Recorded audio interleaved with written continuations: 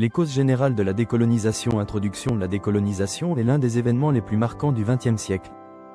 Dès la fin de la Seconde Guerre mondiale, les grandes puissances coloniales européennes ont été secouées par un profond bouleversement. Les peuples colonisés, jusqu'alors dominés, ont commencé à revendiquer leur indépendance. Ce processus d'émancipation s'est étendu sur plusieurs décennies et a été le résultat de causes multiples et variées. Dans cette vidéo, nous explorerons ensemble les facteurs internes et externes qui ont contribué à la décolonisation. Les facteurs internes de la décolonisation. Les causes internes sont directement liées aux conditions de vie et aux aspirations des peuples colonisés. Une crise du colonialisme. La colonisation portait en elle-même les germes de sa propre destruction. Au fil du temps, les méthodes de domination et d'exploitation des colonies ont suscité un profond mécontentement. Exploitation économique. Les colonies étaient principalement utilisées comme source de matières premières pour les puissances coloniales. Cette exploitation engendrait des inégalités profondes, notamment par l'expropriation des terres agricoles locales, redistribuées aux colons. Travail forcé et impôts. Les systèmes de travail forcé et les taxes écrasantes ont exacerbé le ressentiment des populations colonisées.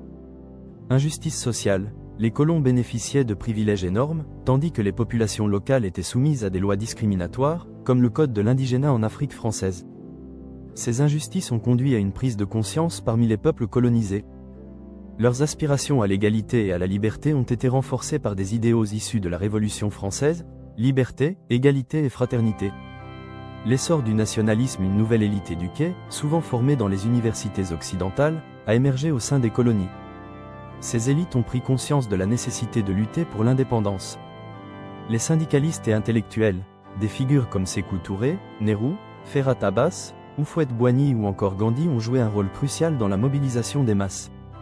Ces leaders issus des milieux intellectuels ou ouvriers ont fédéré les peuples autour de la cause de l'indépendance. Les groupes moteurs de la décolonisation, outre les intellectuels, des mouvements populaires comme les anciens combattants et les étudiants, par exemple Amadou Mokhtar Mbow, ont été des acteurs essentiels. Ces groupes ont lutté pour une décolonisation culturelle et politique, rejetant l'aliénation imposée par la colonisation. 2. Les facteurs externes de la décolonisation. En parallèle aux facteurs internes, des événements externes ont également joué un rôle décisif dans le processus de décolonisation. L'impact de la Seconde Guerre mondiale. La Seconde Guerre mondiale a profondément affaibli les puissances coloniales, notamment la France et le Royaume-Uni, qui ne pouvaient plus maintenir leur emprise sur les colonies. Affaiblissement des empires. Après la guerre, les puissances coloniales sont fragilisées économiquement et politiquement. Elles ne peuvent plus maintenir l'ordre dans leurs colonies, ce qui encourage les mouvements indépendantistes à réclamer la fin de la domination coloniale. L'impact sur les colonisés. Les anciens combattants des colonies, ayant participé à la guerre aux côtés des puissances coloniales, exigent des droits égaux et plus de reconnaissance. Cela soulève la question de la légitimité de la domination coloniale. Le rejet de la supériorité raciale, la rencontre avec les idéaux communistes, la lutte contre le fascisme et la solidarité entre les peuples durant la guerre ont contribué à l'effondrement du mythe de la supériorité blanche. Les peuples colonisés prennent conscience qu'ils peuvent légitimement revendiquer leur indépendance. L'anticolonialisme des deux superpuissances, USA et URSS, la guerre froide a introduit une nouvelle dynamique géopolitique où les États-Unis et l'Union soviétique ont vu dans les mouvements de décolonisation un terrain d'influence.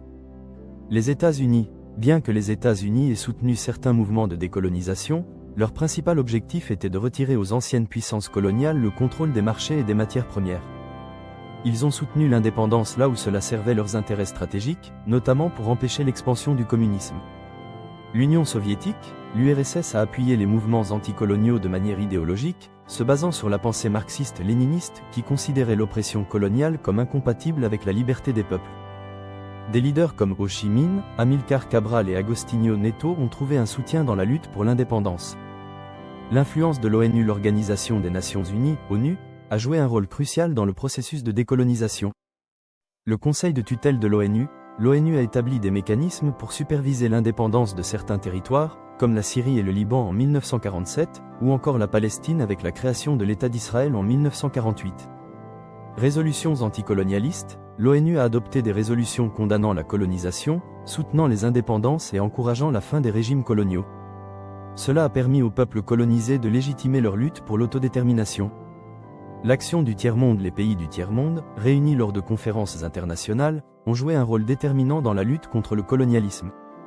La conférence de Bandung, 1955, cette conférence, réunissant 29 pays africains et asiatiques, condamne fermement le colonialisme et affirme la solidarité entre les nations en lutte pour leur indépendance. Les organisations régionales, des organisations comme la Ligue arabe et d'autres associations panafricaines ont joué un rôle majeur dans la lutte pour l'indépendance, unissant les peuples sous une même bannière. Conclusion en conclusion, la décolonisation a été un processus complexe, façonné par des forces internes, telles que la prise de conscience des peuples colonisés, et des facteurs externes, comme l'affaiblissement des puissances coloniales après la Seconde Guerre mondiale et les nouvelles dynamiques géopolitiques de la guerre froide. L'indépendance des anciennes colonies est devenue un phénomène irréversible, transformant profondément la carte du monde et redéfinissant les relations internationales du XXe siècle.